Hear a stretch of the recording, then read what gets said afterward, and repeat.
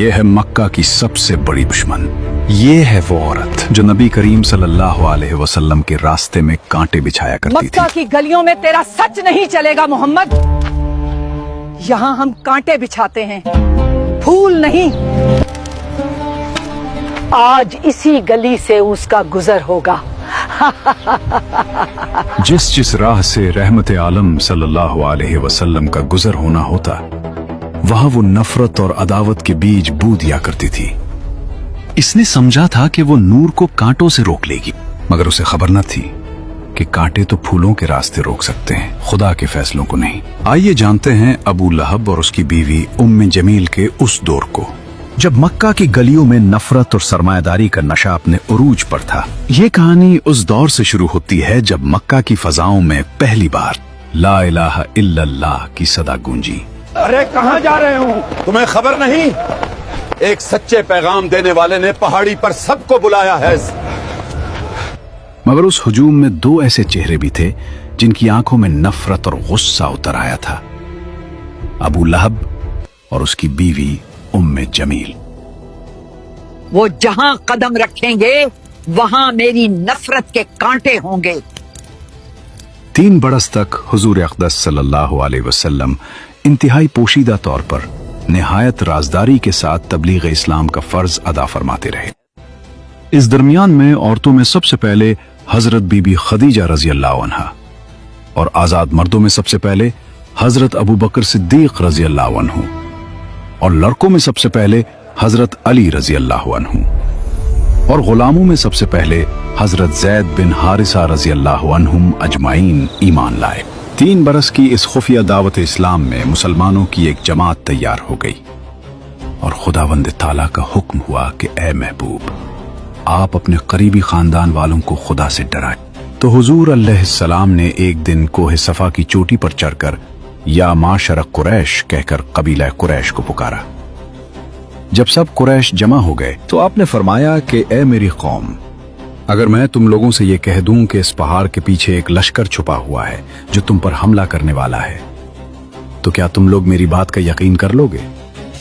تو سب نے ایک زبان ہو کر کہا کہ ہاں ہاں، ہم یقیناً آپ کی بات کا یقین کر لیں گے، کیونکہ ہم نے آپ کو ہمیشہ سچا اور امین ہی پایا ہے. آپ نے فرمایا کہ اچھا، تو پھر میں یہ کہتا ہوں کہ میں تم کو عذاب الہی سے ڈرا رہا ہوں، اور اگر تم لوگ ایمان نہ لاؤ گے تو تم پر عذاب الہی اتر پڑے گا. اس مجلس میں ابو لہب بھی تھا.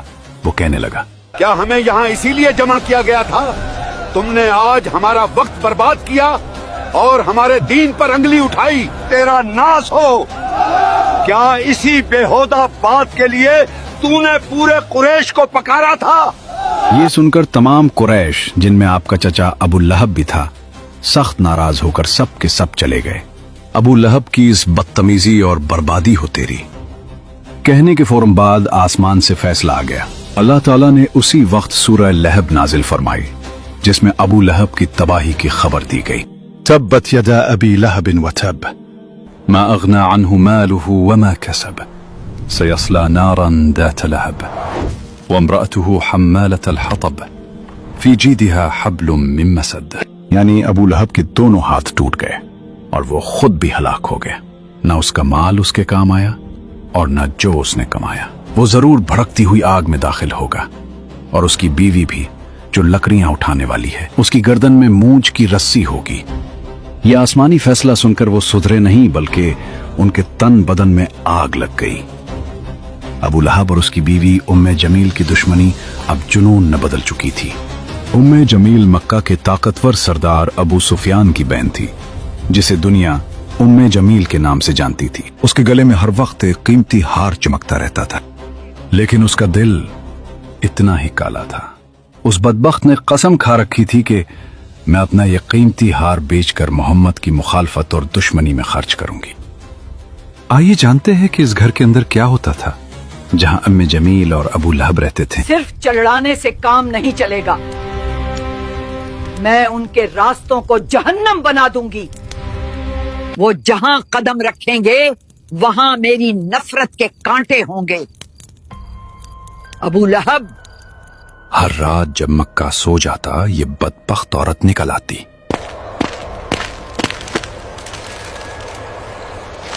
अपने नाजुक हाथों से कांटे जमा करती और उन रास्तों पर बिछा देती जहां से हुजूर सल्लल्लाहु अलैहि वसल्लम फजर के लिए गुजरा करते थे।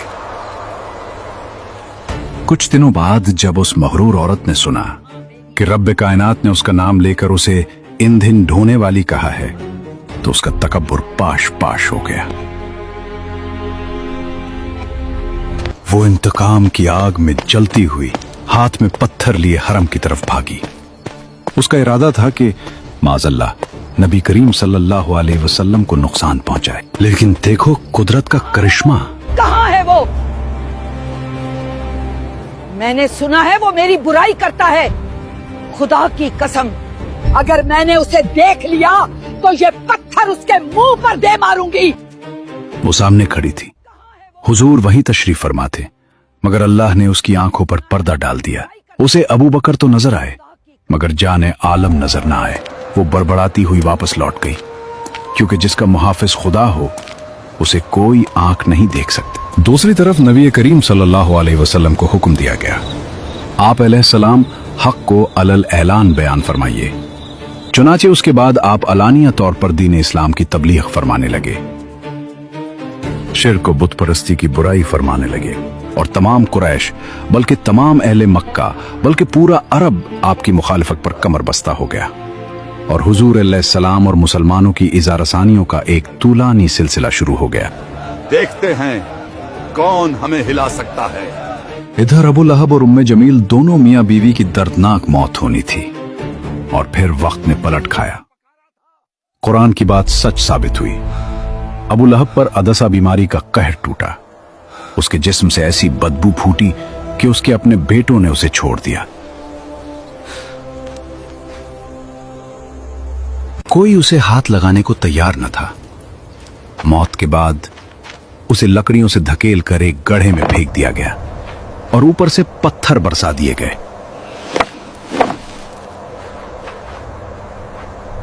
और वो लकड़ियां ढोने वाली उम्मे जमील, जिस रस्सी से वो नबी के रास्ते में कांटे लाती थी, एक दिन जंगल में थक कर बैठी तो वही रस्सी फिसल कर उसके गले का फंदा बन गई।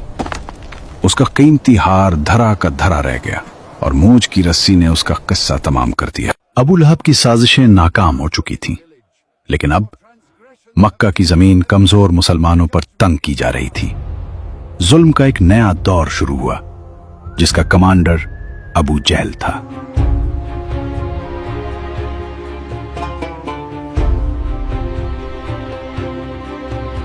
उनका फैसला था कि जो भी गरीब या गुलाम कलमा पढ़ेगा उसे इतनी तकलीफ दो कि वो मौत मांगे या इस्लाम छोड़े। कुफार मक्का खानदान बनु हाशिम के इंतकाम और लड़ाई भड़क उठने के खौफ से हुजूर अलैहिस्सलाम को कत्ल तो नहीं कर सके, लेकिन तरह तरह की तकलीफों और ईजा रसानियों से आप पर जुल्म और सितम का पहाड़ तोड़ने लगे।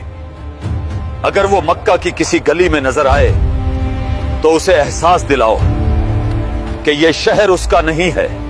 उसकी आवाज को दबा दो, उसके रास्ते में रुकावटें खड़ी कर दो, ताकि मक्का में कोई उसकी बात सुनने की हिम्मत ना करे। चुनाचे सबसे पहले तो हुजूर अलैहिस्सलाम के काहिन, साहिर, शायर, मजनून होने का हर कूचा और बाजार में जोरदार प्रोपेगेंडा करने लगे। आपके पीछे शरीर लड़कों का गौल लगा दिया, जो रास्तों में आप पर फप्तियां कसते, गालियां देते और ये दीवाना है का शोर मचा मचा कर आपके ऊपर पत्थर फेंकते। कभी कुफारे मक्का आपके रास्तों में कांटे बिछाते, कभी आपकी मुकद्दस और नाजुक गर्दन में चादर का फंदा डालकर गला घोंटने की कोशिश करते। एक मर्तबा जबकि हुजूर अलैहिस्सलाम हरम काबा में नमाज पढ़ रहे थे, ऐन हालत नमाज में अबू जहल ने कहा कि कोई है जो आले फलां के ज़िबा किए हुए ऊंट की ओझड़ी लाकर सजदा की हालत में उनके कंधों पर रख दे। ये सुनकर उक़बा बिन अबी मुअयत काफिर उठा और उस ओझड़ी को लाकर हुजूर अलैहिस्सलाम के दोशे मुबारक पर रख दिया।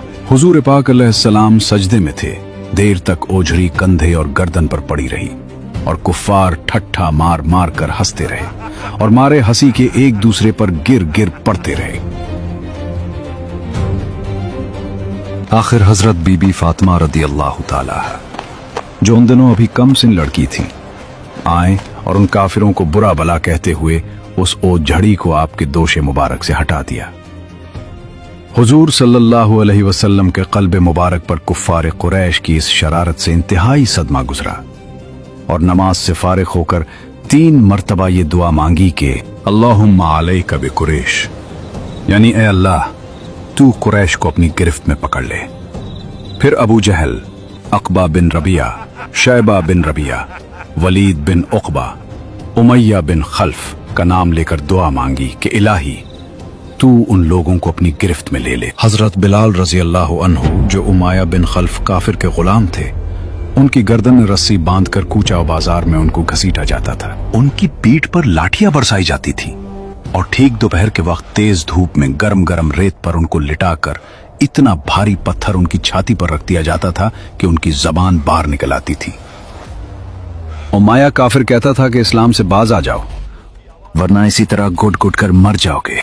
मगर इस हाल में भी हजरत बिलाल रजी अल्लाह अन्हु की पेशानी पर बल नहीं आता था और बुलंद आवाज से कहते थे, खुदा एक है, खुदा एक है। हजरत अम्मार बिन यासिर रजी अल्लाह को गरम गरम बालों पर चित लिटाकर कुफ्फार कुरैश इस कदर मारते थे कि ये बेहोश हो जाते थे। उनकी वालिदा हजरत बीबी सुमैया को इस्लाम लाने की बिना पर अबू जहल ने उनकी नाफ के नीचे ऐसा नेजा मारा कि ये शहीद हो गई। हजरत जनीरा रजी अल्लाह अन्हा हजरत उमर रजी अल्लाह अन्हु के घराने की बांदी थी। ये मुसलमान हो गईं तो उसको इस कदर काफिरों ने मारा कि उनकी आंखें जाती रहीं। मगर खुदावंद ताला ने हुजूर अक़दस सल्लल्लाहु अलैहि वसल्लम की दुआ से फिर उनकी आंखों में रोशनी अता फरमा दी। तो मुशरिकीन कहने लगे, ये मोहम्मद के जादू का असर है। हजरत अबू ज़र गफारी रज़ी अल्लाह ताला अन्हु जब दामन इस्लाम में आए तो मक्का में एक मुसाफिर की हैसियत से कई दिन तक हरम काबा में रहे। ये रोजाना जोर जोर से चिल्ला चिल्ला कर अपने इस्लाम का ऐलान करते थे और रोजाना कुफार कुरैश उनको इस कदर मारते थे कि ये लहूलहान हो जाते थे। और इन दिनों में आब जमजम के सिवा उनको कुछ भी खाने पीने को नहीं मिला। वाज़ेह रहे कि कुफार मक्का का ये सलूक सिर्फ गरीबों और गुलामों ही तक महदूद नहीं था, बल्कि इस्लाम लाने के जुर्म में बड़े बड़े मालदारों और रईसों को भी उन